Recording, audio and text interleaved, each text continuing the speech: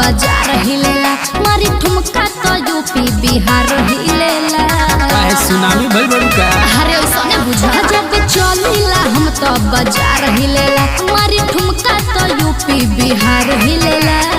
बुझतानी अरे ओइनी सटा पत ढेर ना सटा। अरे हेने आओ कोई रान के बारात में नचैलल मरचाई। जियो से रान के बारात में नचैलल मरचाई।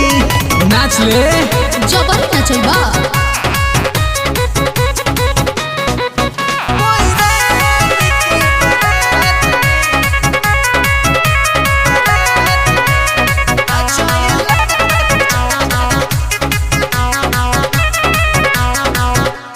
चली न तोहर चलाना या बाबू, रह तू काबू में हो खजन बेकाबू। काहे से करत ले होय सुन अरे हिली कमरिया तो मिली न मरिया। अच्छा। ओरा में आज कोई रान के रनिया। ऐसे काहे करत हो? अरे ऐसे न कोरा में कस के दबाई। ले खाजो कोई रान के बारात में का हो? नचैलल मरचाई। अरे।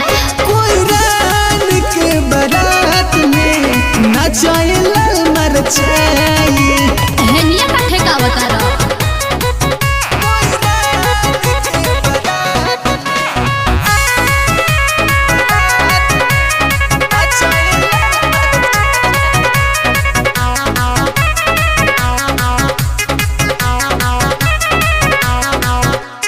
आज ले ना देखो नी ऐसन रंगदारी, राइफल के नोख पकड़ेला बरियारी। बस कर